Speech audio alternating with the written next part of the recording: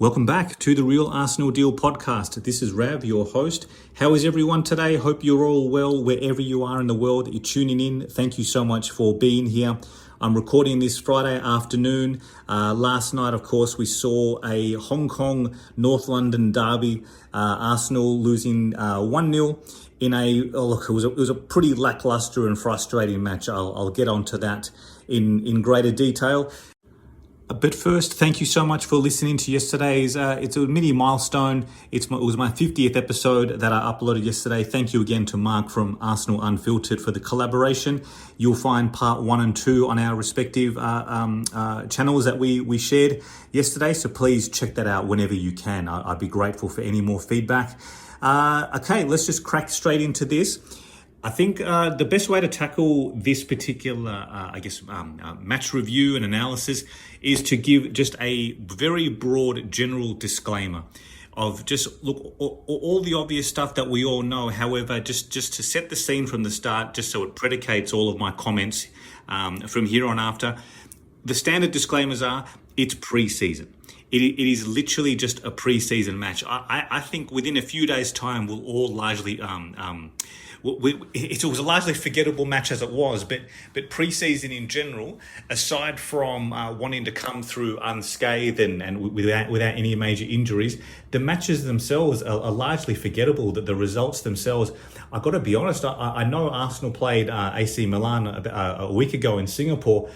Aside from the score, I don't really remember too much about it. Right? It's one of those things that obviously the debuts of Salmon and Dowman, that was very significant, and that will always stay with me. But in terms of performance and whatnot, like, it's just really, really hard to gauge. I think in recent seasons we've seen Arsenal take pre-season particularly seriously because we want to use it as a springboard to the start of the season, and I understand that, and I understand there's all the standards that Arteta would talk about, and he'd want to trial some tactics in formations and get some minutes into players, right, and combinations. So I note all of that as well. All that's part of my general disclaimer. However, in trying to go too hard into this match and read too much into it, it's one of those things. It's difficult to do. Obviously, we don't want to lose any match. Obviously, we don't want to lose to Spurs. And I understand and acknowledge those things full well. Was the game fun to watch at all? No, it wasn't. It was just really, really... It was really... It was reminiscent at times of Arsenal's struggles over the last few months of late last season. And that in and of itself is a bit of a concern when we start to see us just unable to unlock the door and really get in and make genuine chances. So I'll talk about that in a moment. But firstly, the match itself is just going to be looked at through the lens that, look, I didn't particularly like what I saw. I think Arsenal were quite ordinary overall, quite average. Lots of players were around maybe the 5.5, 6 out of 10 sort of mark, which it wasn't up to the usual standards that I guess we're accustomed to. And aside from that, it's just one of those things that the result is heavily influenced by the fact that it was preseason. And I've got to say as well, I should tack this in. That pitch, it was, speaking of ordinary, that was a very average, ordinary pitch. I don't know too much about this particular stadium. Is it like a multi-purpose venue? Was there another sporting event, or was there a concert or something like that in recent days or whatnot? But some of the close-ups, when they zoomed in and showed some of the close-ups of the players, and you just look at the pitch condition behind them, you see large chunks and large divots in the grass. It really wasn't up to standard. And I wonder, maybe I'm speculating too much here, but I wonder if that shoddy, shonky surface played a part in Trossard coming on, and then just a few minutes later, he sort of landed awkwardly or twisted awkwardly, and it looks like he's tweaked his groin. So that's that sucks. To me, that sucks more than the actual result. If we're getting injuries to players at this point in the season, I just don't want to see this stuff. I don't want it to happen. I mean, the noise about Calafiori is supposedly positive, that it's not a major setback. However, when it happened and you see it's a non-impact injury, it's happened with him in isolation, and we know his track record over the last 12 months, a bit of a stop-start season he had, and he needs momentum. He needs minutes, and just seeing him fit and firing, I think, is something that we should really be looking forward to in the upcoming season, because there's a hell of a player in there. But these little niggles, these stop-start nature injuries, and if this is pitch-induced as well, it's really disappointing. That was just all I'll have to say about the pitch. I don't know enough about it to, I guess, go too hard on it. But it didn't look up to standard, and it was just, yeah. If anything, maybe we're all a bit lucky that more players didn't get injured. I don't quite know. I don't think we're going to see surfaces like that when Arsenal head back to England. Well, hopefully not. So I'll also add now as well that referee. It was really, really difficult to watch that first half. Almost any contact was basically a foul. However, it wasn't really paid both ways. The 50-50 collisions, and that there were some of them were just outright. They just weren't fouls. It was just player contact and just the physical nature of a tackle and the extra added spice of a North London derby. They weren't fouls. You could see Arsenal becoming increasingly incensed because he wasn't blowing as many times in Arsenal's favour. He was really penalising Arsenal hard. I was joking to myself as I was watching on my iPad that, is this guy a closet Spurs fan? I don't know. There were times when the ref, he just, look, for the refs themselves, the linesmen, all the crowd in attendance, it's such a rare thing to have Arsenal out there and a match of this caliber. So maybe there was just an element of I'm just happy to be here. I don't quite know if that's the case or not. But he just did it. Speaking of not up to standard. And I know the irony in me saying this, because there's a whole host of Premier League referees I can also put in the same bracket as being not up to standard, not fit for purpose. But it was a really disappointing match to watch, and it just makes it really ugly as well to watch. Any contact that doesn't automatically mean a foul, and Arsenal will growing increasingly frustrated as the half wore on. And the ultimate irony is that on one of the most blatant, one of the most standout fouls, then he waves play on. And you know what I'm referring to? I'm referring to Lewis Skelly being clipped by I think it was Richarlison. It was too. Yes, and speaking of which, how did he get man of the match? I don't quite know. If all I can really note of him doing, he missed a couple of glaring chances, that one at the back post in particular. So I don't know how he got man of the match. Did he get man of the match because he fouled Lewis Skelly that led to the goal? So I will give, I try to be balanced here as well. So I will definitely give Spurs some credit, because overall, aside from the fact that I don't think the goal should have stood, you can also counter that by saying there were a couple of gilt-edged chances that they should have put away, and somehow they fluffed and they spurned them.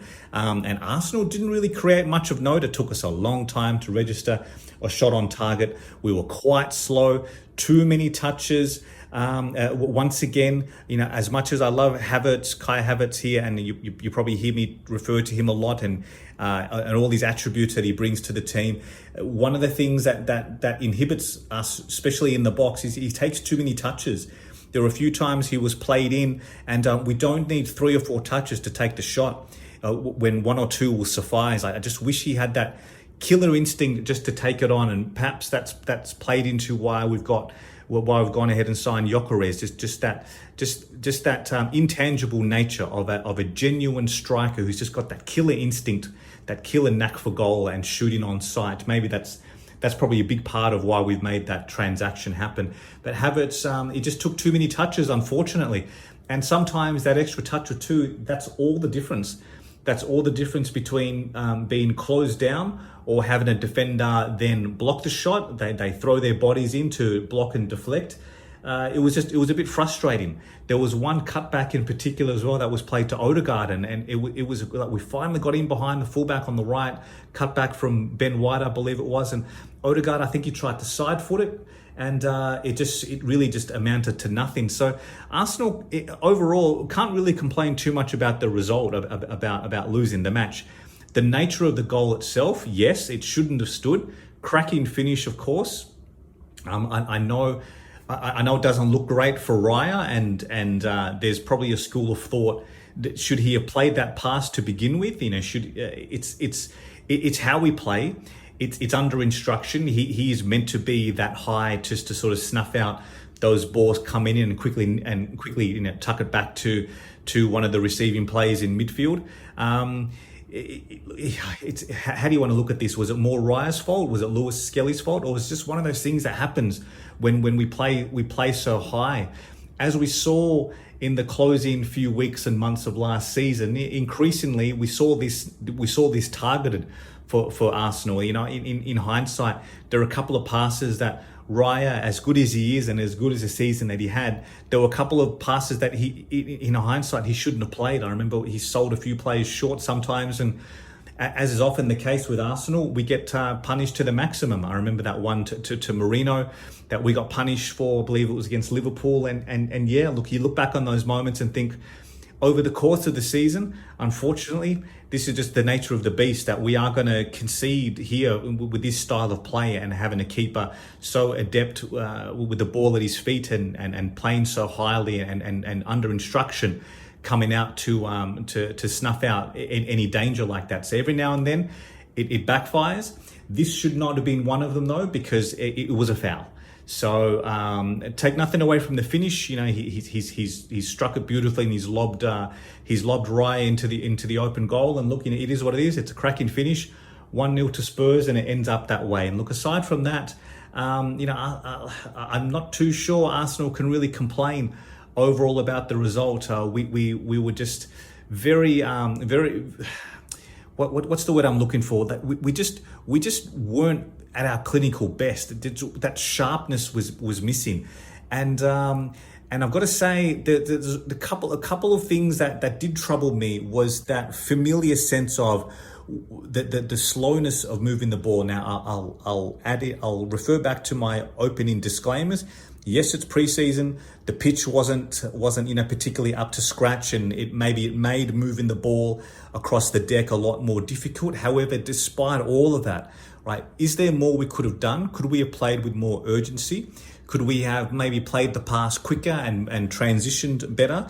And I think just genuine question marks around that. Like, despite the circumstances and despite it being preseason, did Arsenal deliver to the usual standards? And I don't think it's too outrageous or too unrealistic to say that the answer to that is no. I think Arsenal were well off it, unfortunately, last night. And look, Spurs, I mean, they get their, can you even call it bragging rights if North London remains red, but in Hong Kong they win a preseason friendly that no one's really going to think about or talk about in a short space of time. In fact, the reason I'm recording this right now is because in the next day or two I'm going to forget about it too, right? So maybe we'll just let them have their moment, I guess.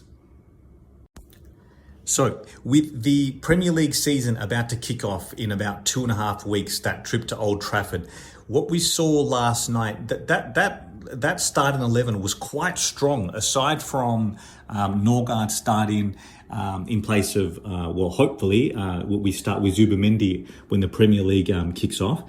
Aside from that, it was a fairly strong lineup. Look, it remains to be seen whether Gabriel and or Calafiori are fit and firing to start the Premier League season. I sure as hell hope so. But otherwise, the next cab off the rank is Kiwior, who, as we saw last season, he's answered a lot of questions whether he's up to stepping in for Arsenal. And I'd be very comfortable with him starting that match.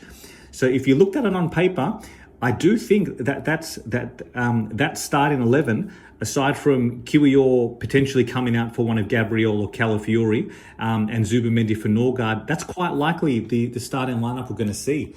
It remains to be seen how many minutes we can get into Gyökeres. I'll come to him in a moment because he made his long-awaited debut for Arsenal last night in the closing minutes. But with preseason is still underway for a number of players. Yurin Timber has not featured as yet. I believe he's on an individual program. He's rehabbing from a pretty significant injury last season and his ankle surgery. So I don't think he's going to be fit and firing and ready to play at Old Trafford. So White, Saliba, that left centre half, ideally being Gabriel, if not Calafiori / Kiwior, and Lewis Skelly at left back, Raya in goal. Odegaard is putting together a strong run of minutes now. Rice, and then it remains to be seen who starts as the six. Quite likely Zubimendi, hopefully. But then, then that front three, Havertz, Martinelli, and Saka. It's very likely that that lineup we saw last night is going to form the bulk of the shape of the 11 that we see start at Old Trafford. And I'm not sure, depending which angle you want to look at that. I don't think they covered themselves in glory last night. So there's still some matches to play. I believe next up is Villarreal during the week back in London. A bit of a bogey team of Arsenal. I think last time we featured against them was that disappointing Europa League exit a few seasons ago, back when Emery was in charge. So Villarreal will be next. It's interesting to see if Gyökeres starts. So I want to spend a couple of minutes talking about him, because there was a tremendous buzz in the stadium as he was amongst the many substitutes being lined up. Now I've heard the timing of the subs being criticised, and again, I can't really argue too much against that, because it is a bit of a knack that sometimes games drift in front of us. The game just sort of drifts away in patches, and it becomes very predictable and very repetitive. That Arsenal just can't quite get in there. We don't quite have that creativity or that urgency to unlock the defence, and just periods of time go when it becomes very, very predictable and very easily to keep us out and negate us. And it gets to 70, 75, 80 minutes, and Arteta, for whatever reasons, is he not reacting quick enough, or is he reluctant to make the change, or does he not have what he needs on the bench to call upon? Maybe it's a combination of all of the above. But last night, especially being pre-season and you can make as many changes as you want, it probably took us too long to enact the change. And when we finally did, Gyökeres was amongst them.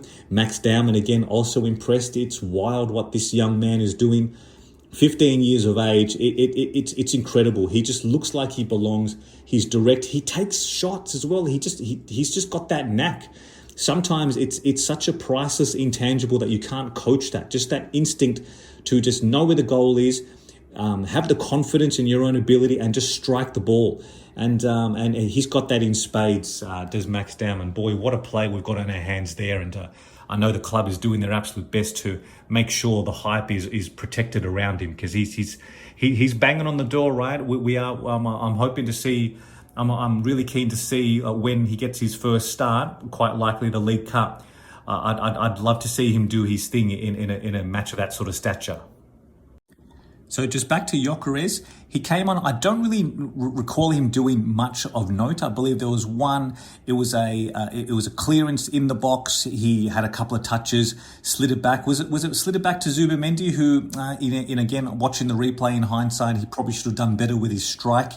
Aside from that, Gyökeres was well held by Spurs, and that they really defended well. This is another thing I've got to say. This is the last bit of praise I'll give them, I promise. They defended well. Did we make it too easy for them? Yes, of course. Are they just following a blueprint of what many teams followed last season to keep us out in that low block? Well, yes, because their manager, his class, Thomas Frank. He seems to have such a great relationship with Arteta and Arsenal, always praising us in almost every press conference where he's asked about Arsenal. He almost gushes. So in a way, I missed Ange at Spurs, because we've sliced them open with ease so many times, and it's a bit of a shame now that they've actually got a bit more discipline about them, because we really couldn't get in. We struggled on the flanks. I think Martinelli was very well held. And this is where that Trossard injury hurts a bit as well, because heading into that new season, I'm really, really hoping that we can have have that significant upgrade on the left. And if you listen to yesterday's the two-part recordings, we spoke at length about Eze and the next steps on that, and just the excitement that's building around him. So it remains to be seen if the club do that. Madueke as well, I imagine we'll start to see some minutes. Does Wednesday night come too early for him? I'm not sure when he's due back from his holiday, because he wasn't part of the Asian tour, of course. So does that come too soon? I'm not sure. Will he feature as a substitute? Well, hopefully, because we're going to start needing to get some minutes into these players, because as we all know, as we're all aware, the start to the Premier League season is unrelenting for Arsenal, and we want to maximise performances, maximise points, and really head into start that new season with a lot of momentum under our belt. So Madueke, I imagine, like as I've said before, at £52 million as a total package, this is not a backup signing. This is the first team signing. You've heard Arteta refer to that old school tiered system, that he's moved on from that. This is now building a squad that's deep, with a number of players at high caliber who can step in and out as need be, and Madueke is one of them, whether we like it or not. I believe he's also going to feature on the left, so it remains to be seen. But I do feel we need to see something different, because we're just too easily kept out, and that low block and that horseshoe of death that we've all seen before. I don't need to describe it in detail. You all know what I'm referring to. And it just makes it very, very difficult for us to find, to graft an opening. It seems that we have to work extremely hard and have perfectly choreographed moments and openings to get a shot on target. And that's something that happened too often last season. And it's no surprise whatsoever that our goals dried up as a result. Even accounting for all the injuries, right? We still had good enough players on the pitch to score and win us matches. No better example than that PSG match. We played them off the park. We were just kept out in the box by a world-class goalkeeper, just having, at the peak of his powers. So aside from those little moments, we almost did everything else right. And remains to be seen now, how can we overcome these low blocks? It's not just a matter of, let's just sign Eze or Gyökeres is going to be the answer. It's a collective effort from front to back, moving with intensity, moving the ball, advancing it forward, the progressive passes, hitting them with speed and transition, and just backing ourselves more. We've got it in the locker, that we just need to now see it. And I'm hoping that this is just something that we can just put last night aside. I'm ready to move on from it, because I've already forgotten most of the match as it is. I've got to be honest, I was struggling to sort of fill out this recording talking about the match, because it was just fairly lackluster. So I'm hoping we can just put all that beside us now, and look forward to this last little chapter of preseason. So elsewhere, just a couple of few points before I wrap this one up. It does seem that Trossard injury, it does look like it's some kind of muscle injury. Now, does it impact or affect any potential outgoing that's on the cards for him? I don't quite know, because if there is something close or imminent, then we see players not feature at all. But at the same time, we've heard Ornstein report Reece Nelson is quite close to rejoining Fulham in some capacity, perhaps a loan with an option or obligation to buy. And if that was the case, then he wouldn't have featured at all, because sometimes there is that strategy from clubs to completely protect players when they're close to finalising a transaction elsewhere. And speaking of Reece Nelson, I've got to give him his dues. It's not for the first time that I've felt this, that him coming on, right, he's looked pretty good. He's looked threatening. Now before we fall into the trap of let's keep him and hope that this is the season that he finally hits those heights that we perhaps thought he would, 5-6 years ago, coming out of Hayland. I do think it's best for him to move on. It's best for the club now to refresh and renew that position. If there's a deal to be done there, then we most certainly need to transact on that. But for what it's worth, he looks good, in his little cameos. I mean, he makes things happen. He's getting the ball in quicker. He's getting crosses in, right? He was looking for Gyökeres a couple of times, whereas other times we've struggled in that little pocket of the pitch. We sort of go forward, go wide, then we cut back into Lewis Skelly or Kiwior in the inner left channels. So Reece Nelson, credit to him, he looked pretty good. So it's not for the first. It's noteworthy because it's not for the first time that I thought that in his brief number of minutes that he's looked as threatening an outlet as we've had on the left for the entire match. So that's not a great reflection on what we've seen so far. Then really, is it? That's not the type of thing that I take. That I'm pleased about saying. But for what it's worth, well done to Reece Nelson. So just to finish off that point, Eze, I think, would be a wonderful signing. It sounds like, from what I understand, that release clause issue, that £68 million, it's apparently got an expiry date, which is any moment now. I believe Sammy Mockbell from the BBC even reported it might even be tomorrow. So whatever deal Arsenal can negotiate for him, I'd imagine it's going to still be in that vicinity.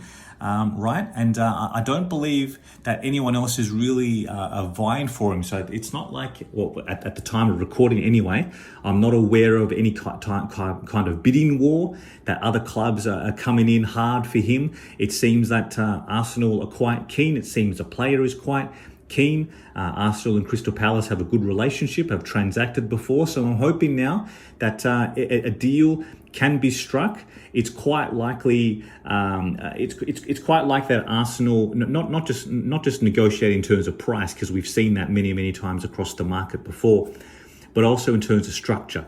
As favourable a payment structure as possible to smooth out our cash flows, smooth out our commitments, because we spent a hell of a lot this summer. We've committed a hell of a lot of money over the ensuing season. So it's quite likely we're trying to get that on as favourable terms as possible. So I'm hoping to see some traction on that now as the clubs get back to London, and let's just see if that heats up even more. Of course, it requires some sales. I've already mentioned Nelson. Vieira has had a couple of rumours, I think, in and out of the Premier League. Trossard as well. It was rumoured that there's 2 Premier Leagues coming in for him. Does the injury impact that? I certainly hope not. I don't know. But we do need to see some outgoings. It all seems quiet on the front of Sambi Lokonga. Carl Hein as well needs a new home. So there are players on the fringes that we do need to finalise some outgoings for and cash in where we can, offset our spending, and then look to reinvest that money on that last finishing touch of our summer business, which I certainly hope is someone of the calibre of Eberechi Eze. So let's just see how that one unfolds.